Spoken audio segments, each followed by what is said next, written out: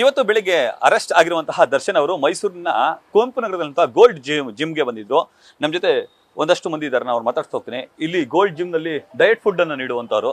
Sir, ಬೆಳಿಗ್ಗೆ ದರ್ಶನ್ ಮಾತಾಡ್ಸಿರ ನಿಮ್ಮನ್ನ? ಮಾತಾಡ್ಸಿಲ್ಲ sir, ಇಲ್ಲಿ ಬಂದಿಲ್ಲ. ಅವ್ರು ಜ್ಯೂಸ್ ಕೊಂಡ್ಕೊಂಡು ಹೋಗಿದ್ರು, ಅಲ್ಲಿ ಕಾರಲ್ಲಿ ಅವ್ರ ಡ್ರೈವರ್ ಕೊಟ್ಟಿದ್ರು ಅವ್ರಿಗೆ ಜ್ಯೂಸ್. ನೀವು ನೋಡಿದ್ರೆ ಬೆಳಿಗ್ಗೆ ದರ್ಶನ್ ಅವ್ರನ್ನ? ನೋಡಿದೆ ಬಂದಿದ್ದು. ಡ್ರೈವರ್ ಏನ್ ತಗೊಂಡು ಹೋದ್ರು ಸರ್ ಅವ್ರಿಗೆ? ಡ್ರೈವರು ಯಾರು ಅವ್ರನ್ನ ಬೌನ್ಸರ ಯಾರು ಬಂದು ಜ್ಯೂಸ್, ವಾಟರ್ ಮಿನರಲ್ ಜ್ಯೂಸ್ ತಗೊಂಡು ಹೋದ್ರು. ರೆಗ್ಯುಲರ್ ಇಲ್ಲಿಗೆ ಬರ್ತಾರೆ ಸರ್ ಅವರು? ನಿನ್ನೆಯಿಂದ ನೋಡ್ತಾ ಇದ್ದೀನಿ ಸರ್, ನಿನ್ನೆ ಬಂದಿದ್ರು, ಇವತ್ತು ನೋಡಿದೆ ಅಷ್ಟೇ. ಇವತ್ತು ನೋಡಿದ್ರೆ ಏನ್ ನಿಮ್ಮನ್ನ ಮಾತಾಡ್ಸಿದ್ರ ಏನ ಸರ್? ಇಲ್ಲ, ನಮ್ಮ ಹತ್ರ ಮಾತಾಡಲಿಲ್ಲ. ಬೆಳಿಗ್ಗೆ ಸುಮ್ಮನೆ ಬಟ್ ಇಸ್ಮೇಲ್ ಕೊಟ್ಬಿಟ್ಟು ಹೋದ್ರು, ಬೆಳಗ್ಗೆಯಿಂದ ಕಾಯಿ ಕೊಟ್ಟು. ಎಷ್ಟು ಗಂಟೆ ಬಂದಿದ್ರು ಸರ್ ಅವರು?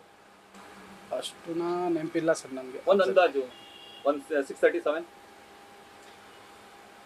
ಹಂಗೆ ಇರ್ಬೋದು ಸರ್, ಆಲ್ಮೋಸ್ಟ್ ಅನ್ಸತ್ತೆ. ಹೌದಾ? ರೈಟ್. ನೋಡಿದ್ರು. ತಮ್ಮ ಹೆಸರು ಸರ್? ಶಂಕರ್. ಶಂಕರ್ ಸರ್, ನೀವೇನು ನೋಡೋದು? Okay, right sir.